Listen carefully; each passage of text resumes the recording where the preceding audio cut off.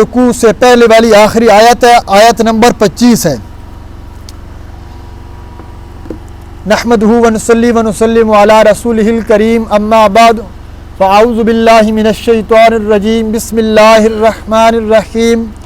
لقد ارسلنا رسولنا بالبینات وانزلنا معهم الکتاب والمیزان لیقوم الناس بالقسط وانزلنا الحدید فیہ بأس شدید ومنافع للناس وليعلم الله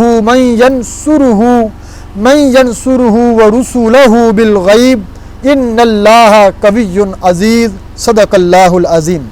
اللهم صل على سيدنا مولانا محمد وعلى آل سيدنا مولانا محمد وبارك وسلم ثم صل علیہ۔ کل کے سبق تک جتنا بیان ہوا بڑی وضاحت کے ساتھ جتنا مجھ سے ہو سکا میں نے بتلایا۔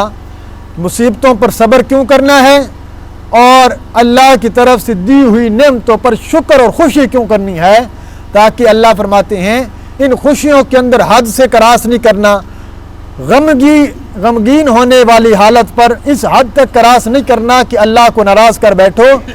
یہ تو تقدیر میں لکھا ہوا ہے، تقدیر کا لکھا تم ٹال نہیں سکتے، اور یہی تقدیر کا سب سے بڑا فائدہ ہے کہ کافر تو اس کو دیکھ کر ہائے ہائے کرے گا، ویلا مچائے گا کہ میرے ساتھ کیا ہو گیا ہے۔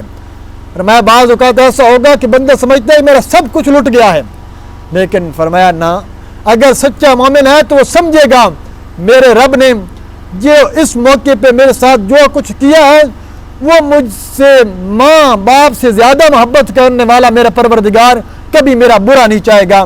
تو جس طرح بار بار میں بتاتا ہوں، آنا اندہ ظن عبدی بھی، یہ الفاظ اپنے ذہنوں اور دلوں میں بٹھا لیجئے کہ آپ کا رب آپ کے ساتھ وہی معاملہ کرے گا جتنا آپ اپنے رب پر بھروسہ اور یقین کریں گے، جتنا آپ کو اپنے رب سے بھروسہ اور یقین ہوگا کہ میرا پروردگار مجھے کبھی گرنے نہیں دے گا، کبھی اکیلا نہیں چھوڑے گا، انشاءاللہ کبھی اکیلے نہیں رہیں گے۔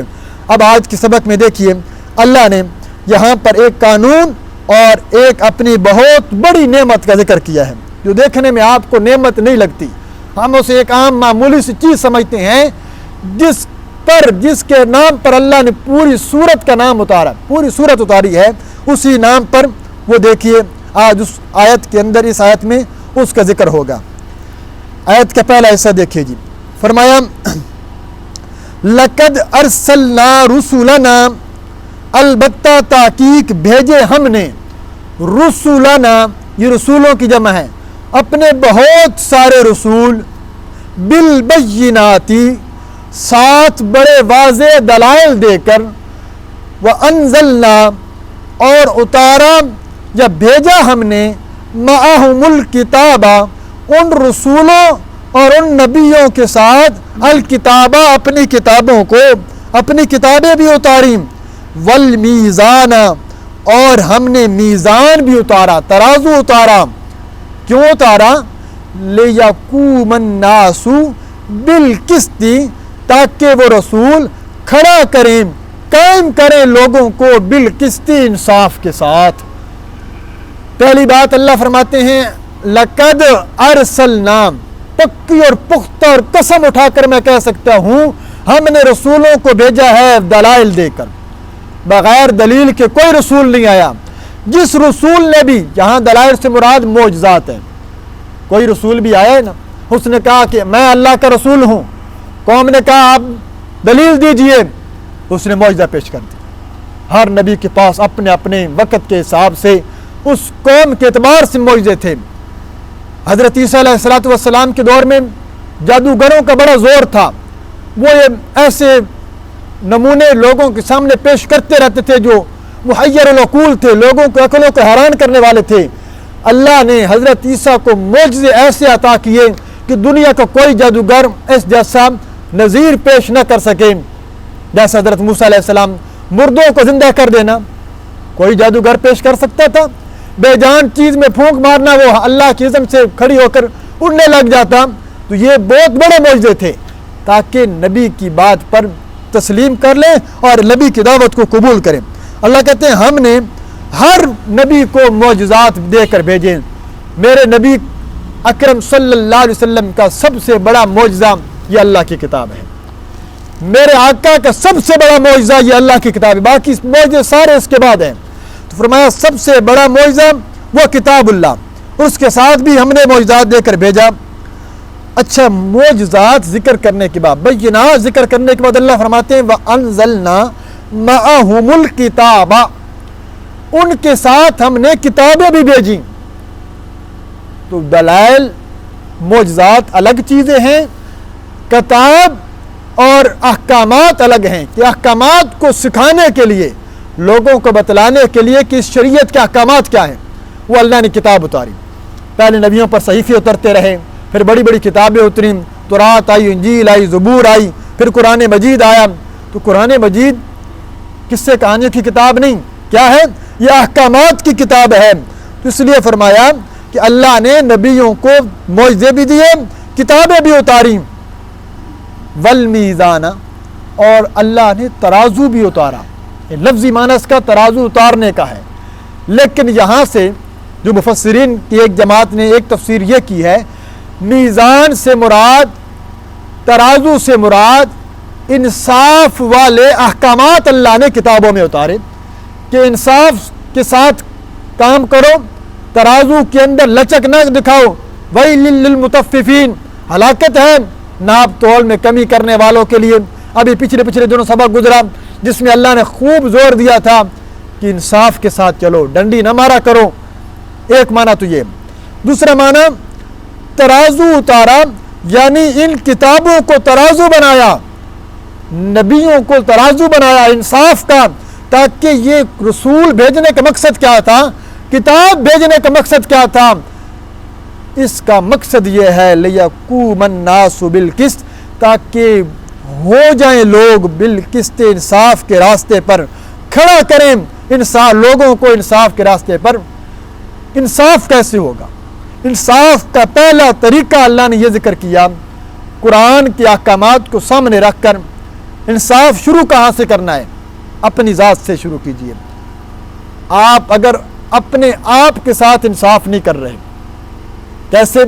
اللہ نے آپ کو پیدا کیا، اس بات کا بھی آپ انصاف نہیں کرتے کہ اتنا خوبصورت چہرہ جس رب نے بنایا ہے، اس پیشانی کو اس رب کے سامنے نہیں جھکاتے، تو یہ آپ اپنے آپ کے ساتھ انصاف کرتے ہیں شرک کر کے۔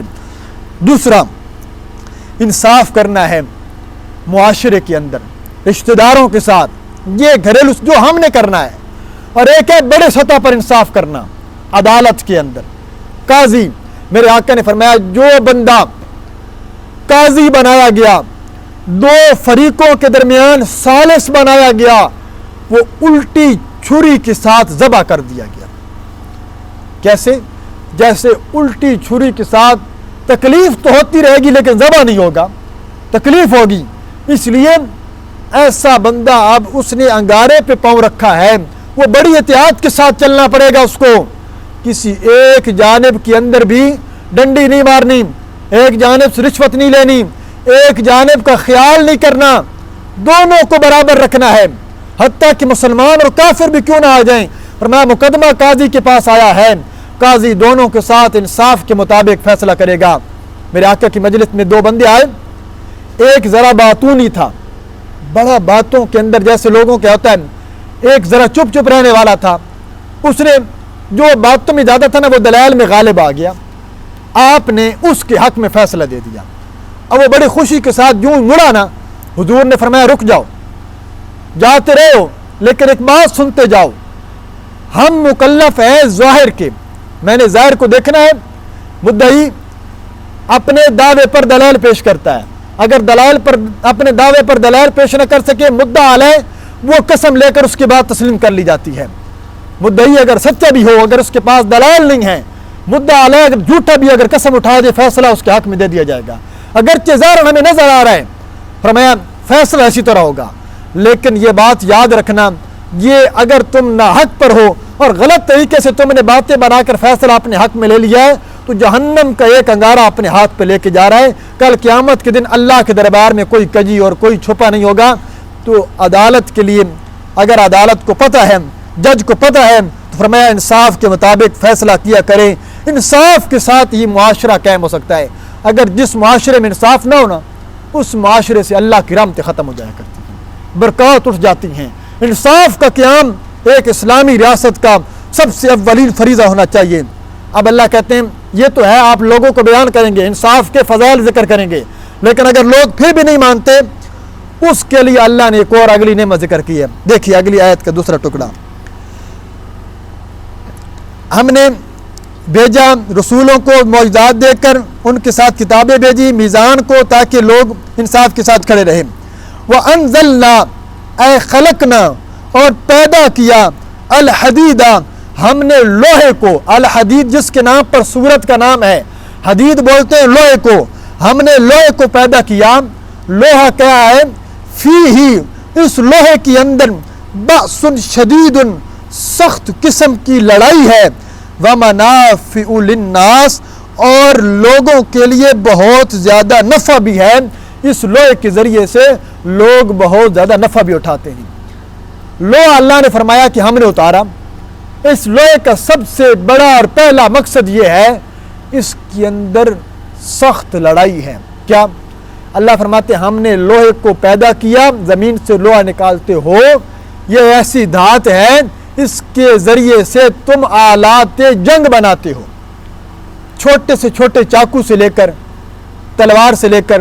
مولانا عبد الماجد دریابادی رحمہ اللہ نے اپنی تفسیر کے اندر اس آیت کے تحت اتنی زیادہ مصنوعات لکھی ہیں، اتنی زیادہ مصنوعات لکھی ہیں جو جنگ کے اندر پرانے دور سے لے کر تلوار ہے، نیزہ ہے، تیر ہے، اسی طرح اس کے بعد ڈھال ہے، اس کے علاوہ کمان اپنے ذرہ ہے، اس کے بعد فرمایا جدید آلات آ گئے، پستول ہے، جتنی یہ اسلحہ ہیں، حتیٰ کہ ٹینک، ہوائی جہاز، بحری جہاز، ہر چیز کے اندر آپ کو لوہا نظر آئے گا۔ اللہ فرماتے ہیں اس کے ذریعے سے تم آلات جنگ بنا کر، ان کو تیار کر کے اس کے ذریعے انصاف دو۔ اگر لوگ پھر بھی انصاف پر نہیں آ رہے نا، لوگوں کی باتوں سے احکامات سننے کے باوجود ایک فرقہ کہتا ہے، جماعت نکل کھڑتی ہے ہم نہیں مانتے، فرمایا اب حاکم وقت پہلا طریقہ یہ نہیں ہے، پہلا طریقہ اچھی طرح انداز سے سمجھائے، اگر پھر بھی نہیں مانتے، لوگ بغاوت پر اتر آتے ہیں، پھر حکومت وقت اپنی طاقت کا استعمال کر سکتی ہے، جائز حد میں رہتے ہوئے اپنی طاقت کا استعمال کر کے، تاکہ انصاف قائم ہو سکے۔ یہ لوہے کا ایک فائدہ، اس کے اندر ایک وجہ ہے، جتنے آلات جنگ ہیں وہ اس کے اندر تقریباً یہ شامل ہوتا ہے۔ دوسرا فرمایا وَمَنَافِعُ لِلنَّاسِ، یہ لوگوں کے لیے نفع کا سامان ہے۔ ہر گھر میں دیکھیے لوہے کا سامان آپ کے ہاتھ ضرور موجود ہوگا، جتنی صنعتیں ہیں، بڑی بڑی ملیں اور بڑی بڑی تجارت کی فیکٹریاں ہیں، اس کے اندر لوہے کا استعمال ہوتا ہے۔ اللہ کہتے ہیں یہ لوہا ہم نے تمہارے لیے پیدا کیا تاکہ تم اس سے نفع اٹھاؤ، لیکن مقصود یہ ہے آلہ جہاد اس سے بناؤ، تلواریں بناؤ، اسلحہ بناؤ، اور اس کے ذریعے سے اسلام کی قوت کو بڑھاؤ اور اس کے ذریعے سے انصاف کو قائم کرو۔ جہاد کا کیا مقصد ہوتا ہے؟ اعلاء کلمت اللہ، اللہ کے دین کو دنیا پر نافذ کرنا، اور اللہ کے دین کو سارے دنیا پر نافذ کر کے وہاں پر انصاف قائم کر دینا، اور دنیا کو دکھانا کہ اسلام انصاف پسند مذہب ہے، اس کے اندر کسی قسم کا، حتیٰ کہ آپ کے ملک کے اندر کوئی دوسرے بار کا بندہ یہاں کافر حتیٰ کی رہ رہا ہے، اس کو بھی اگر کوئی مسلمان، آزاد مسلمان قتل کر دے گا، شریعت اسلامیہ اس کے مقابلے میں مسلمان کی گردن قلم کرنے کا حکم دے گی۔ وہ محفوظ ہے، شریعت اسلامیہ انصاف پسند مذہب ہے، اس لیے فرمایا اسلام کو آج بڑی غلط تصویر پیش کر دی گئی۔ اس کی وجہ یہ ہے کہ آج دنیا کے اندر کہیں پر اسلامی نظام نافذ نہیں ہے۔ جس جگہ پر صحیح معنوں میں اسلامی نظام نافذ ہوگا، پھر وہ دنیا دیکھے گی، اس کی برکات دیکھیے گا۔ حدیث میں آتا ہے جہاں پر اسلامی نظام نافذ ہوتا ہے، ایک علاقے میں، یہاں پر اس علاقے میں اگر حد جاری کر دی جائے، زانی کو سزا دی جائے، چور کا ہاتھ کاٹ دیا جائے، اس کی برکات فرمایا تمہاری فصلوں کے اندر، پورے علاقے کے اندر اللہ اس کی برکات نازل کر دیتا ہے، اور اس کی وجہ سے ظلم و جور کا نظام ختم ہو جاتا ہے۔ اللہ فرماتے ہیں مستقل یہاں پر فوراً لوہے کا ذکر کر کے فرمایا رسول بھیجے، کتابیں دیں، میزان اتارا، ترازو اتارا، جس طرح سودا لیتے دیتے ترازو میں انصاف کرنا ہے، احکامات میں انصاف کرنا ہے، عدالت میں انصاف کرنا ہے، اگر پھر بھی نہ مانے تو ہم نے لوہا اتار دیا ہے، اس لوہے کے ذریعے تم انصاف کو غالب کرو، اور اس کے اندر جنگ بھی ہے، اس کے اندر نفع بھی ہے۔ یہ کیوں اتارا، یہ کیوں بیان کیا؟ وَلِيَعْلَمَ اللَّهُ، تاکہ جانے اللہ، تاکہ امتحان لے اللہ، من ینصرہ کون بندہ ہے جو اس کے دین کی مدد کرتا ہے، اور رسولہ بالغیب اور اس کے رسولوں کی مدد کرتا ہے بالغیب بن دیکھے بغیر دیکھے اللہ کے دین کی جو مدد کرے گا، جو جہاد کی مدد کرے گا، جہاد کی معاونت کرے گا، اس کے دین کے کسی شعبے کی معاونت کرے گا، رسولوں کی پیروی کرے گا بغیر دیکھے۔ ہم نے اپنے محبوب پیغمبر کو دیکھا نہیں ہے، لیکن فرمایا بس پہنچا، اللہ کے قرآن کی بات کو مان لیا، ایمان لے آئے۔ اللہ فرماتے ہیں یہ اللہ امتحان لینا چاہتا ہے، اگر نہیں مانو گے، نہیں کرو گے، ان اللہ قوی عزیز، بے شک اللہ رب العزت بڑے قوت والے ہیں، عزیز بڑے غالب ہیں۔ اللہ ساری کائنات پر قوی بھی ہے، غالب بھی ہے۔ اللہ کا دین تو غالب ہو کر رہے گا، لیکن یہ تمہیں اختیار دیا تھا تاکہ اس کے ذریعے سے اللہ نے 2 نعمتیں ذکر کر دیں۔ کتاب تمہارے ساتھ نبیوں کے ساتھ اتاری، قیامت تک برقرار رہے گی، تاکہ اس کے ذریعے سے تم انصاف اتارو، نازل لوگوں میں معاشرے میں انصاف قائم کرو۔ اور دوسرا لوہے والا ذکر، یہ لوہے والی چیز ہم ہر جگہ دیکھتے ہیں، لیکن اس کو اللہ کی نعمتوں میں یہ اللہ کی بہت بڑی نعمت ہے۔ اس کے ذریعے سے اللہ نے فرمایا اعلاء کلمت اللہ بھی کریں، لوگوں کی نفع کے لیے یہ سامان بھی اتارا گیا ہے۔